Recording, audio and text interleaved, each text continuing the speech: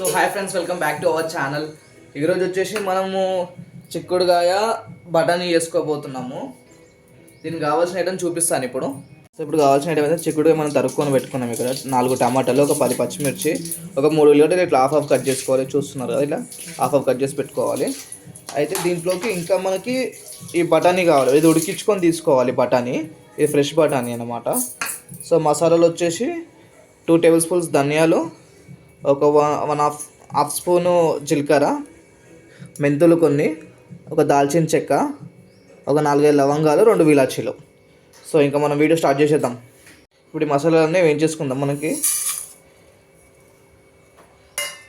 ఇవి కొంచెం దూరగా వేయించేసుకొని మిక్సీ పట్టుకోవాలి వీటిని పౌడర్ లాగా.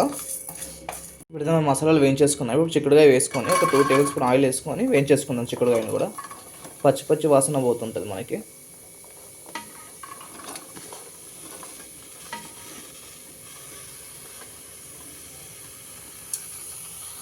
మొత్తం అన్నీ కలిసేటట్టు నీట్గా వేయించుకోవాలి. వీటిని వాటర్ పోయాక ఒక 1/2 స్పూన్ ఆయిల్ వేసుకొని వేయించుకుందాం.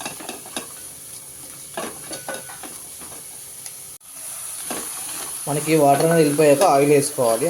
అప్పటి వరకు మంచిగా కలుపుకుంటూ ఉండాలి మధ్యలో. ఇప్పుడు మనకి వాటర్ అంతా వెళ్ళిపోయింది. కొంచెం ఆయిల్ వేసేసుకొని మళ్ళీ ఒక 2 మినిట్స్ వేయించుకొని దించేసుకుందాం. ఇప్పుడు ఆయిల్ వేసేసుకుందాం ఒక 1/2 స్పూను.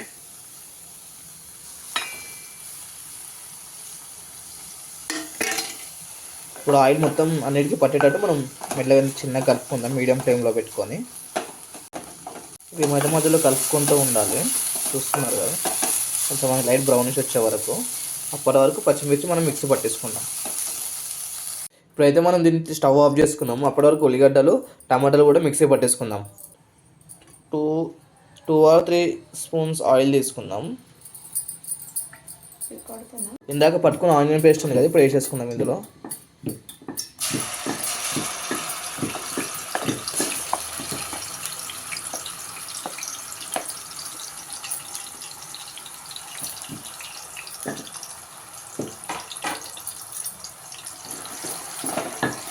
ఇప్పుడు కొన్ని కరివేపాకు దెబ్బలు వేసేసుకుందాం.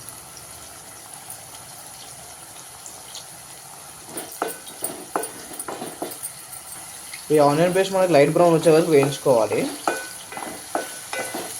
ఇప్పుడు మనకు ఆనియన్ లైట్ బ్రౌన్ వచ్చేసింది. ఇప్పుడు దీంట్లో 1/2 స్పూన్ పసుపు వేసేసుకుందాం.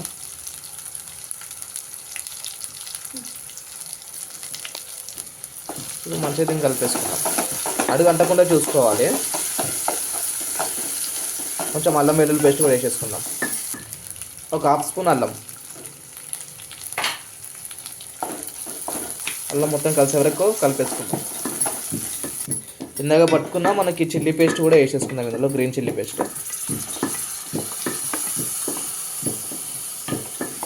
సన్నగా పట్టుకోవాలి ఆనియన్ కూడా, చిల్లీ పేస్ట్ కూడా, టమాటో కూడా.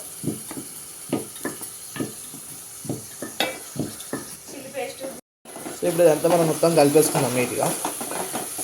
ఈ పచ్చిమిర్చి మనకి పచ్చివాసన పేస్ట్ పచ్చివాసన అయ్యేదాన్ని వేయించేసుకుందాం. మీడియం ఫ్లేమ్లో పెట్టుకోవాలి మనకి స్టవ్. చూస్తున్నారు కదా, మీరు అనుకోవచ్చు ఈ ఆనియన్స్ పచ్చిమిర్చి పేస్ట్ ఎందుకు పట్టారని చెప్పేసి. అదే పచ్చిమిర్చి మనం 4 చేసి తీసి పక్కకు పెట్టేస్తాం. ఇలా పేస్ట్ అయితే మన గ్రేవీ కూడా మంచిగా వస్తుంది. చూస్తున్నారు కదా, ఇట్లా చూస్తున్నారు మంచి గ్రేవీ వచ్చేసింది. ఇప్పుడు మనకి ఇందులో టమాటా పేస్ట్ వేసేసుకుందాం. పచ్చిమిర్చి మంచిగా ఒక 2 మినిట్స్ ఉడికించుకున్నాక టమాటా పేస్ట్ వేసేసుకోవాలి.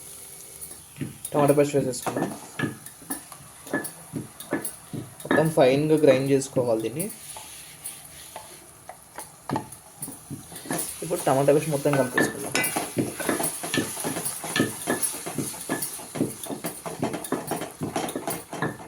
మీరు చూస్తున్నారా, ఇలా కలుపుకుంటే కొంచెం తొందరగా కలుస్తుంది మనకి.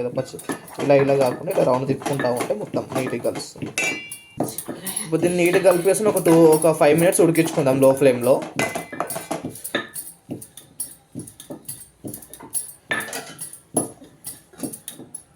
మిర్చిలో ఇందాక సాల్ట్ వేయడం మర్చిపోయింది. ఇప్పుడు కొంచెం వేసుకుందాం ఇందులో.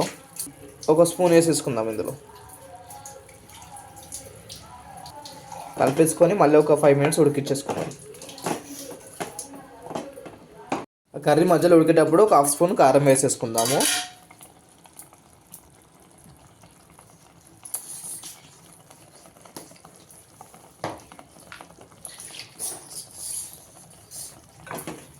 కారాన్ని కూడా కలిపేసుకోవాలి. ఇప్పుడు ఇందులో బఠానీ వేసేసుకుందాము. ఇందాక ఉడకబెట్టుకున్నాం కదా మనము, ఒక బౌల్ నిండా.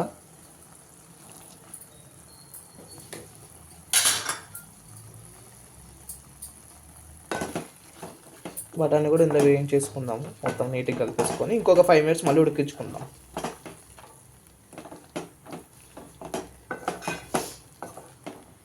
మనకి ఇప్పుడు 5 minutes అయిపోయింది. ఇందులో చిక్కుడుగా వేసేసుకుందాం. నేను మొత్తం లో ఫ్లేమ్లో పెట్టే ఉడికించుకుంటున్నాను. చిక్కుడుగా మనకు ఒక 50% ఇందాకనే ఫ్రై చేసుకున్నాం కదా ఆమ్లెట్, అప్పుడే ఉడికేసింది. దీన్ని గోకరకాయ కూడా అంటారు, కానీ మేము చిక్కుడుగా అని పిలుచుకుంటాం దీన్ని.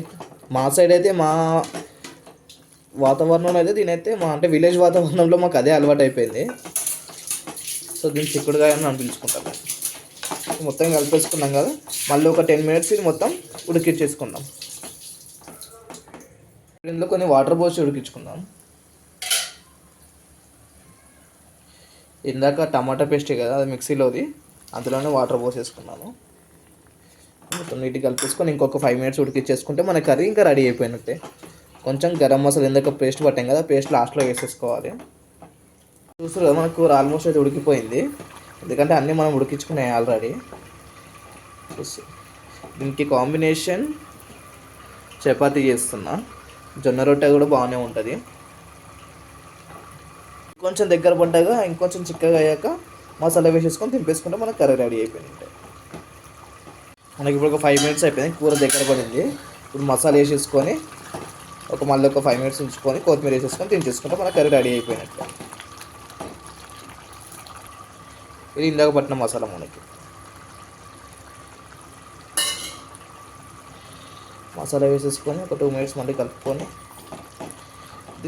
కొత్తిమీర వేసుకొని దించేసుకుందాం. వాసన గుమగుమలు ఆడిపోతుంది. మన కర్రీ రెడీ అయిపోయింది ఫ్రెండ్స్. ఇప్పుడు కొంచెం కొత్తిమీర వేసేసి దించేసుకుందాం. సో చూస్తున్నారు కదా, మీరు కూడా ట్రై చేసి కామెంట్ చేయండి ఎలా వచ్చేస్తారో. మీరు ఏదైనా కొత్త రెసిపీ ఉంటే మాకు కామెంట్ చేసి చెప్పండి, మేము చేసి చూపిస్తాం. లైక్ చేయండి, షేర్ చేయండి, తప్పకుండా సబ్స్క్రైబ్ చేసుకోండి ఫ్రెండ్స్. Thank you.